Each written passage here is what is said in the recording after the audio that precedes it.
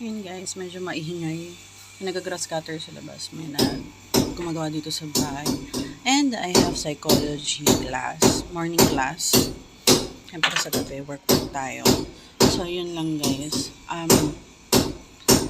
Susundo na pala ako ng bata.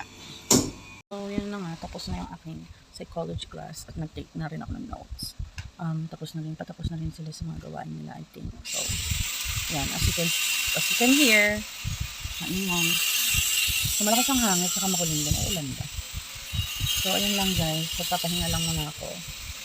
And, of course, nag-iisip ng mapagkakaperahan. Daming gastusin, so. Pero of course naman, si Lord hindi pa rin pumapalya sa pag-provide ng blessing sa amin, and hindi kami pinapabayaan. So, pray lang tayo and thank you kay Lord kasi marami pa rin blessing na dumadaan sa amin or dumadating sa amin. Hindi man yun yung specific na dinadasal ko, pero isa pa rin blessing yun. So, yun. Thank God. Papasok na ako mamaya. So, agahan ko na lang pumasok para ma-park ko siya dun sa paglabas ng Clark. So, yun. This Mia Marimar. Kaloka.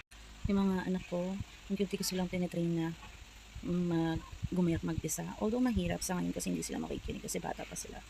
8 years old and 9 years old. So, medyo laro pa talaga yung nasa isip nila. But, yung tinitrain ko sila, sinasabihan ko sila na yung lolo at lola nila at si Manang Aida is hindi lagi nandito. Matatanda na sila. So, kailangan nila akong tulungan. Kasi kami yung tatlo lang ang may iiwan. Although I have a partner, pero hindi naman natin masasabi yung future kung kami talaga. So, hindi ako nagsiset sa future na siya man ang gusto kong masama panghabang buhay. Gusto kong makita yung future. Hindi natin hawak yung future eh. Kasi baka magbago yung isip ko, magbago yung isip niya. So, ayoko mag-set sa ganong future. Ayoko ganun mag-set ng mindset. Syempre, ang mindset ko sa sarili ko at sa mga anak ko na tatlo lang kaming matitira. Walang mag-aasikaso sa kanila, walang tutulong sa akin kung hindi. Magtutulungan kaming tatlo. So, yun.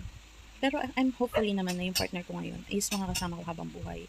Kasi ang goal namin is mag-abroad, makapag-ipon, and then mag-settle na. So, yun yung mindset namin. Although bata pa naman siya.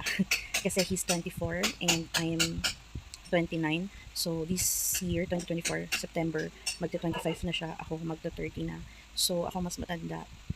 So, dapat ako yung mas more on handle sa future. Pero, yun, nagtutulungan naman kami. So, hopefully, siya yung makasama ko sa future. Pero, syempre, mina-mindset ko yung mga anak ko na tatlo lang talaga kami in the future na magtutulungan. So, in case, diba?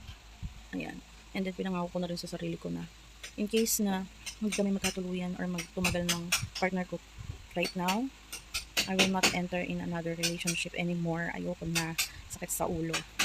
I will focus on myself and to my kids.